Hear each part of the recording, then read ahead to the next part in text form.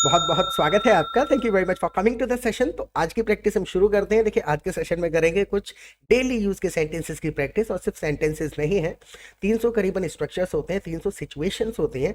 उन सिचुएशन में सेंटेंस को किस तरीके से स्ट्रक्चर किया जाएगा, एग्जैक्टली फीलिंग को कैसे एक्सप्रेस करना है, एक वर्ड पे कैसे एम्फेसाइज करना है, इस सेंटेंसेस के स्ट्रक्चर्स की हम यहाँ पे प्रैक्टिस करेंगे। So I will sharing my screen with you. Screen में आपके साथ में शेयर कर देता हूँ। डोंट जज a book by its cover, don't rush to skip the video. आप देखिए, आपको मजा आएगा और कुछ सीखने को मिलेगा। ऑलराइट, सो देखिए, प्रैक्टिस करने का बेस्ट तरीका यही है कि whatever you see on the screen in English, you repeat every sentence after me loudly. जोर से बोल के प्रैक्टिस करिए, जिससे प्रोनाउंसिएशन की आदत पड़ेगी और इन बातों को कहने का कोई सेंटेंस, कोई तरीका आपके माइंड में आता है। So please do write your sentences in comment section. Comment section में आप अपने सेंटेंसेस लिखिएगा। आपके सेंटेंसेस ठीक होंगे then I will give you a like, और गलत होंगे तो हम उसको करेक्ट कर देंगे और एक्सप्लेन कर देंगे कि गलती कहाँ हुई है। ऑलराइट, जैसे ठंड इतनी है कि कंबल से निकलने की हिम्मत नहीं हो रही। एक बात को कहने के 10 तरीके हो सकते हैं। आप भी अपना ट्राई करिए सेंटेंस। जैसे इस चीज को हम अगर बोलने की कोशिश करें, बिल्कुल सिंपल तरीके से आप कह सकते हैं, इट्स सो कोल्ड। देखिए, सो के साथ दैट लगाते हैं। देखिए, इसमें लॉजिक समझिएगा कि आप एक वजह बता रहे हैं और उसका आउटकम बता रहे हैं कि इसकी वजह से ये हो रहा है, तो सो के साथ दैट लगाते हैं। इट्स सो कोल्ड दैट, इतनी ठंड है कि। दैट मतलब आपको पता ही हुआ की होता है, तो सो के साथ यहाँ पे दैट लगाएंगे। ये वाला सो जो है इंडिकेट कर रहा है ठंड बहुत ज्यादा है। It's so cold that I don't have the courage, it's so cold that I don't have the courage to come out from under the blanket. बिल्कुल छोटे छोटे सेंटेंसेस है, बस इसको कनेक्ट करना आना चाहिए हमको एक दूसरे के साथ में, और बस प्रोनाउंसिएशन की आदत होनी चाहिए। It is so cold that I don't have the courage to come out from under the blanket. समझ के बोलिए, मेरे साथ रिपीट करके देखिए। मुश्किल से 300 स्ट्रक्चर्स हैं। ग्रामर बिल्कुल सीखने की जरूरत नहीं है। इनको सेंटेंसेस को आप सुनेंगे, रिपीट करेंगे, ग्रामर अपने आप समझ आ जाएगी। 50 रूल्स हैं, रिपीट करिए, फिर मैं अगला सेंटेंस डालता हूँ। So it is so cold that I don't have the courage to come out from under the blanket. कंबल के अंदर से निकलने की मेरी हिम्मत नहीं हो रही है। Right, look at the next sentence. सुबह मैं बच्चों को स्कूल छोड़ने गया था लगभग 9 बजे। सुबह देखिए, होता क्या है ना, सुनते समय हमको लग सकता है कि समझ आ रहा है। मैं आपको बताता हूँ गलती कहाँ होती है, कि समझ में आ रही है लेकिन बोलने में समस्या क्यों आ रही है। इस सेंटेंस से आप समझिएगा। सुबह बच्चों को स्कूल छोड़ने गया था लगभग 9 बजे। देखिए, I went to drop off my kids at school.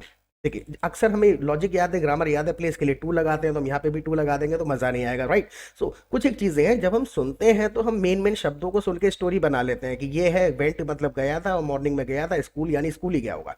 Right, लेकिन सारी चीज को बड़े ध्यान से समझिए और रिपीट करिए। जब रिपीट करेंगे ना, तो समझ में आएगा अच्छा कौन कौन सा शब्द यूज हुआ है, और इसके बेसिस पे अगर कोई दूसरा सेंटेंस बनाने की कोशिश करेंगे तो मजा ही आ जाएगा। तो कमेंट सेक्शन में एक्टिव रहिए while watching the video. Okay, so I went to drop off my kids at school in the morning at 9 o'clock। सुबह गया था 9 बजे। I went to drop off my kids at school in the morning at 9 o'clock। लगभग 9 बजे गया था, तो कैसे बताएंगे? So I went to drop off my kids at school probably at 9 o'clock in the morning। probably लगा देंगे, लगभग probably at 9 o'clock in the morning। तो सुबह 9 बजे बच्चों को स्कूल छोड़ने गया था।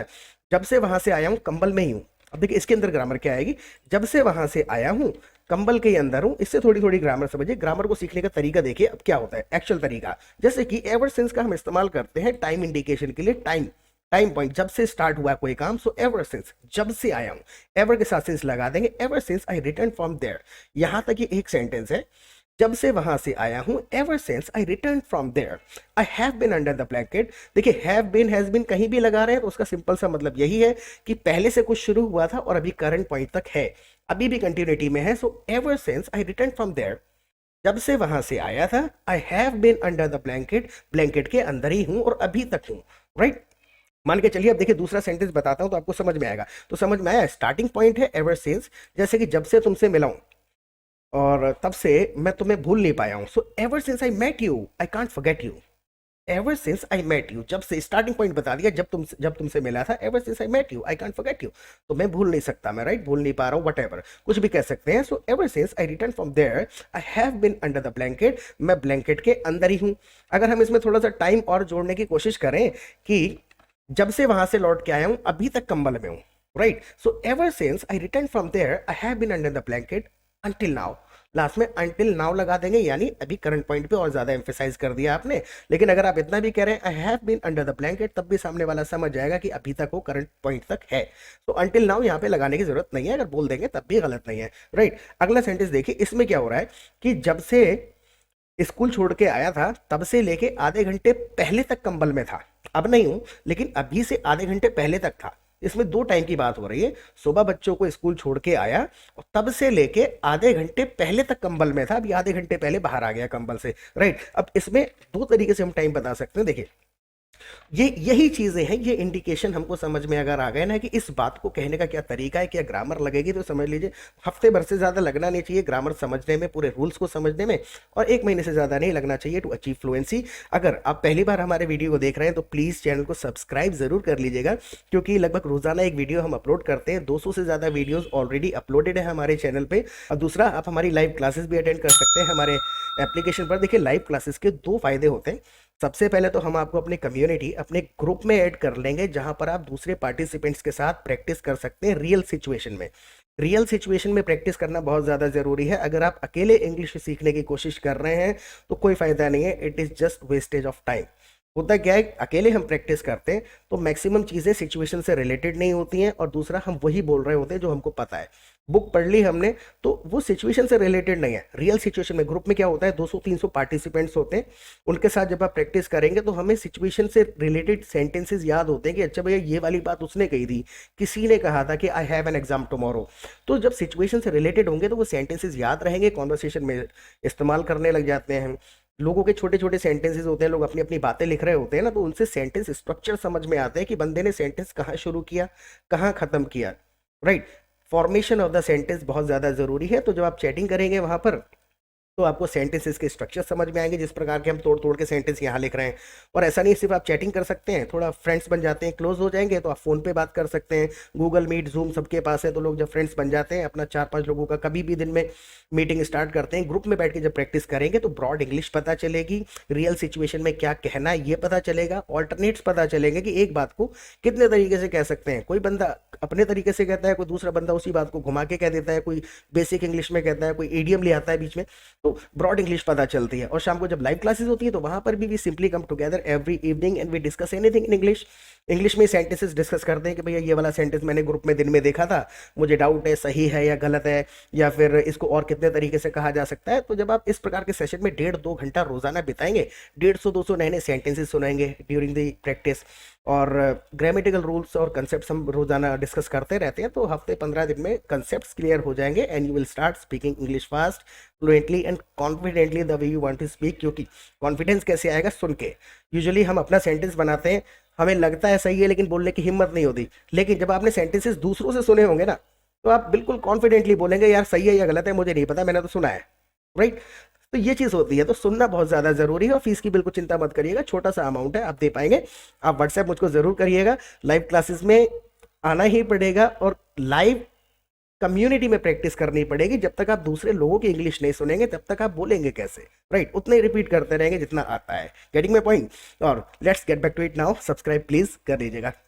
जब उन्हें स्कूल छोड़ के आया था तब से लेके आधे घंटे पहले तक कंबल में था।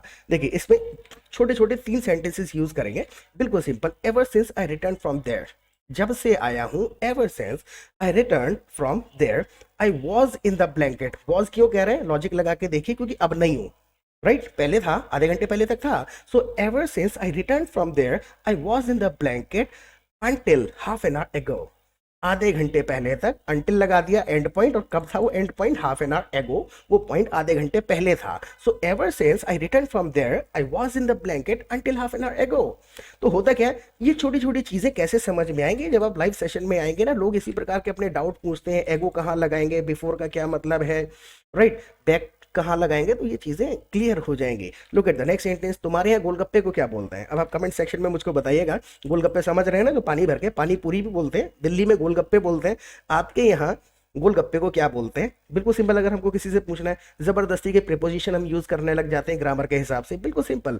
What do you call golgappe at your place, what do you call golgappe at your place. अब देखिए, तुम्हारे यहाँ गोलगप्पे को क्या बोलते हैं, सारे शब्दों को इस्तेमाल नहीं कर रहे हैं, फीलिंग समझिए, उस बात को इंग्लिश में कैसे कहा जाएगा, उस बात को कहने के लिए कौन सा सेंटेंस बन पा रहा है जिससे मैसेज जा रहा है, उतना बोलना है। तो सिचुएशन में क्या बोला जाएगा ये चीज सीखना है। राइट, ट्रांसलेशन के पीछे नहीं पड़ना है, simple. What do you call golgappe at your place, क्या बोलते हैं, कमेंट सेक्शन में प्लीज बताइएगा।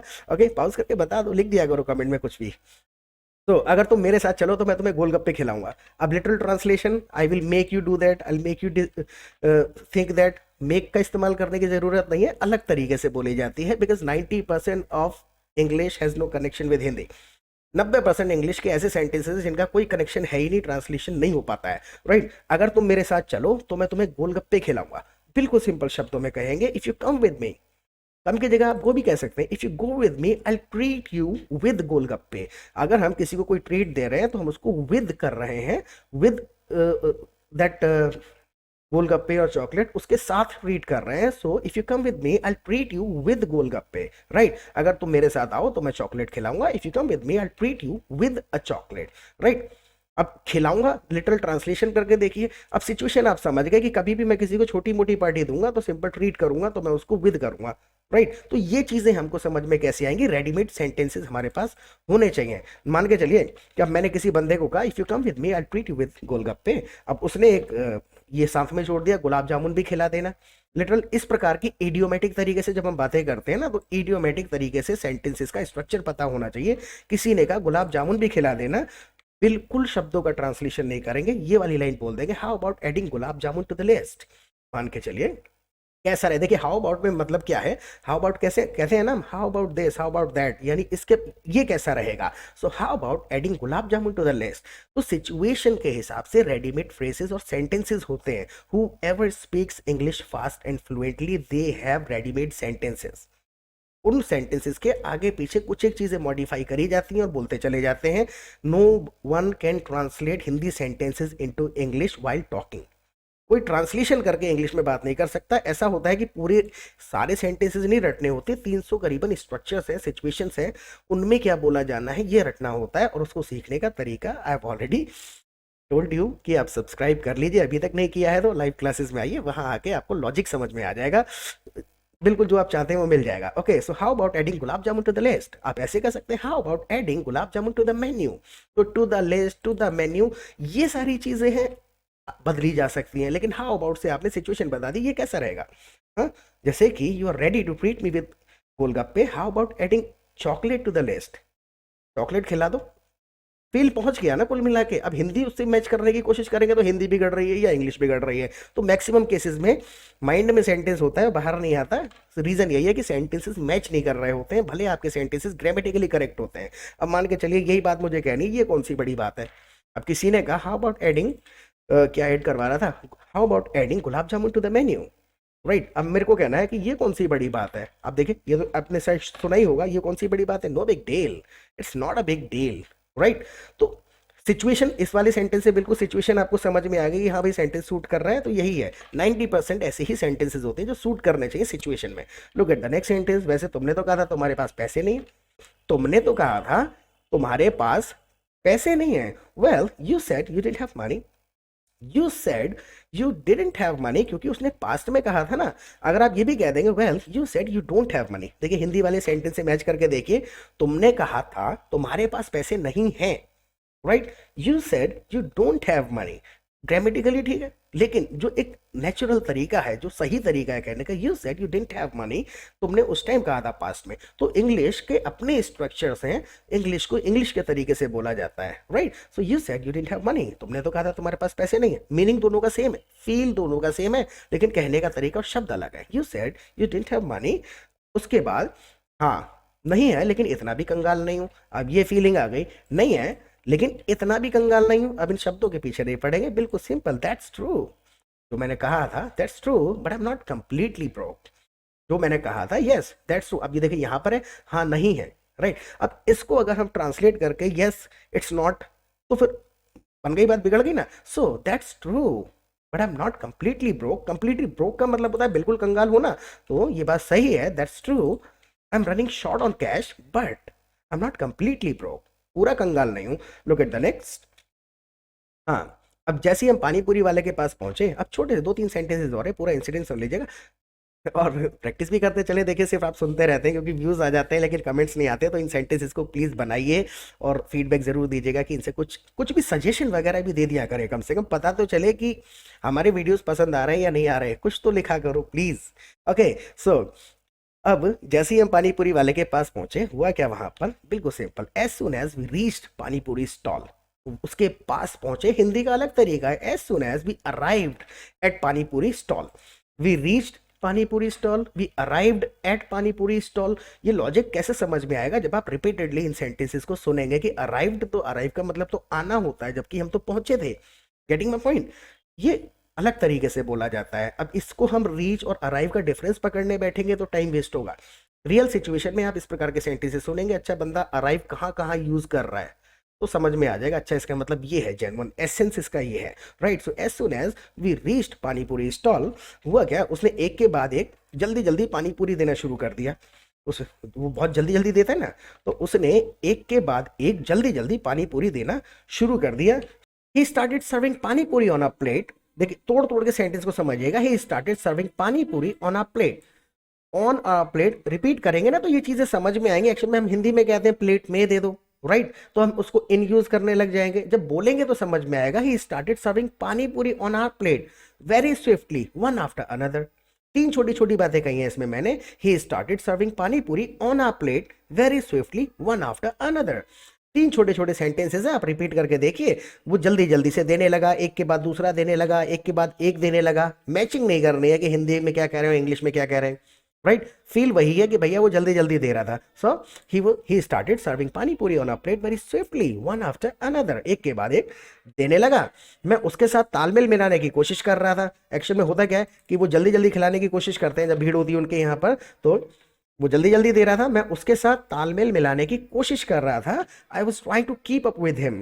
कीप अप जो है अपने आप में एक बना हुआ फ्रेज है। कीप अप का मतलब होता है कीप अप विद हिम, यानी कि मैं उसी स्पीड से काम करने की कोशिश कर रहा था, वैसे ही परफॉर्म करने की कोशिश कर रहा था जैसा वो कर रहा था। So I was trying to keep up with him. आप इसको सेंटेंस बना के भी बोल सकते हैं, एक बात को कई तरीके से कहा जा सकता है। आप ऐसे कह सकते हैं, I was trying to eat as fast as he was giving, I was trying to eat as fast as he was serving, right. तो ये ऑल्टरनेट्स कैसे पता चलेंगे, जब आप ग्रुप में प्रैक्टिस करेंगे, कोई इस चीज को यूज कर लेगा, कोई सेंटेंस बना के बोलेगा, तो समझ में आ जाएगा, अच्छा इतना इजी है, इतनी सारी बातें कही जा सकती हैं इस सिचुएशन में। Look at the next sentence, I was trying to keep up with him, मैं उसके साथ तालमेल करने की कोशिश कर रहा था। ऐसा आपके साथ भी जरूर हुआ होगा। अगर आपके साथ हुआ है तो कमेंट सेक्शन में प्लीज जरूर बताइएगा। अगर हमको किसी से कहना ही है ये बात कि ऐसा आपके साथ भी जरूर हुआ होगा, because simple, it must have happened with you too, it must have happened to you, too भी आप कह सकते हैं, ये टू लगा देंगे, it must happen to you too, आपके साथ भी ऐसा हुआ होगा। आप ऐसे भी कह सकते हैं, you also must have experience this, you also must have experience this. आप ऐसे भी कह सकते हैं, you must have experience this too, right. तो एक इस चीज को हमने 4 तरीके से कह दिया। अब 20 तरीके और हो सकते हैं अगर हम इसी बात को घुमा फिरा के कहने पे आए। और वो घुमा फिरा के कहना, सिचुएशन में इडियोमेटिक तरीके से कहना, अपने एग्जैक्ट फीलिंग को एक्सप्रेस करते हुए सेंटेंस बोलना कैसे आएगा, जब आप दूसरे लोगों की इंग्लिश को सुनेंगे, right. Look at the next sentence. हाँ, मैं उतनी तेज खाने की कोशिश कर रहा था जितनी तेज वो दे रहा था। आई गया, सेंटेंस ही आ गया कि मैं इतनी तेज कोशिश कर रहा था। देखिए अब होगा क्या, इसके बेसिस पे फिर दूसरा बना के देखेगा। सिंपल, देखिए, I was trying to eat as quickly as he was serving. इतनी तेज, तो बिल्कुल सिंपल, ये लॉजिक आपको पता है कि भी एज और एज लगा देते हैं। जैसे कि मैं इतनी तेज भागने की कोशिश कर रहा था जितनी तेज वो भाग रहा था। I was trying to run as fast as he was running, right. तो होता क्या है, ये स्ट्रक्चर्स जो है कभी भी 300 से ऊपर नहीं जाते हैं। ग्रामेटिकल रूल्स तो जो 50 हैं, लिटरल ग्रामर अगर आप सारी मिला लेंगे तब भी 50 से ज़्यादा रूल आपको याद नहीं रखने पड़ेंगे। पता नहीं क्यों इतना टाइम लग रहा है, because you are not practising in real situation. आप रियल सिचुएशन में बात नहीं कर रहे हैं। सेंटेंसेस जो आप सीख रहे हैं वो कनेक्टेड नहीं होते हैं किसी सिचुएशन से, तो वो बोलते समय याद नहीं आते। ग्रुप में प्रैक्टिस करेंगे ना, रमेश के 4, सुरेश के 4, मीता मैम के 5 दिन के 20 सेंटेंसेस याद रहेंगे। अरे उस बंदे ने ये बात चल रही थी तब ये यूज करा था, राइट। सो क्योंकि ट्रीट मेरा दोस्त दे रहा था तो मैं ज्यादा से ज्यादा गोलगप्पे खाना चाहता था। आप देखिए इसमें होगा क्या, सिचुएशन को समझिए। इसमें 3 चीजें हम बताने की कोशिश कर रहे हैं। ट्रीट मेरा दोस्त दे रहा था, मैं ज्यादा से ज्यादा गोलगप्पे खाना चाहता था। बिल्कुल simple, because the treat was on my friend. देखिए यहाँ पर कल भी मैंने अपने शॉर्ट वीडियो में भी इसको यूज किया था कि मैं बिल पे करूंगा तो इट्स ऑन मी, तो बिल पे करना पड़ेगा तो इट्स ऑन यू। ऑन का इस्तेमाल कर लेते हैं, because the treat was on my friend. मैं सेंटेंस भी बोल सकता हूँ यहाँ पर, अगर सेंटेंस बोलने पे आए तो ऐसे कह सकते हैं, because my friend was going to pay the bill. आप कह दीजिए, because my friend was going to pay the bill, तो I wanted to eat as many as I could. मैं जी भर के खाना चाहता था। आप ऐसे भी कह सकते हैं जैसे कि because the treat was on my friend so I wanted to eat to my heart's content. To my heart's content का मतलब ये जी भर के खाना चाहता था, right, because the treat was on my friend, I wanted to eat as many as I could. तो टू हार्ट्स कंटेंट भी हमने अपने शॉर्ट वीडियो में यूज किया था, अब लोग उसको अडॉप्ट कर लिया है ग्रुप में लोगों ने, तो वो अपने कॉन्वर्सेशन में यूज करना शुरू कर दिया। तो अचानक मुझे भी याद आ गया, दोपहर में मैं पढ़ रहा था ग्रुप में। तो होता क्या है, जब आप एटमॉस्फेयर में समय बिताएंगे ना, तो उन सेंटेंसेस को आप सिचुएशन से कनेक्ट करेंगे, बार बार आपके कानों में जब वो सेंटेंसेस आएंगे तो आपको याद हो जाएंगे और आप यूज करना शुरू कर देंगे। लेकिन बैठ के किताब का रट्टा लगाएंगे, ग्रामेटिकल रूल समझेंगे, तो फ्लुएंसी आने में बहुत ज़्यादा समय लग जाएगा, समय निकल जाएगा तब तक। Getting my point? तो इस सेशन को आप कम से कम 2 बार देखिए और अगली बार से सारे सेंटेंसेस रिपीट करिएगा, बोल बोल के प्रैक्टिस करनी है। I already given my WhatsApp number, आप लाइव क्लासेस में आइए, काफ़ी ज़्यादा एंटरटेनिंग होगा, हेल्प मिलेगी, जल्दी हो जाएगा, फ्लुएंसी आ जाएगी, राइट। और प्रैक्टिस करते रहें, फिर मिलेंगे एक नए सेशन के साथ। Till then bye.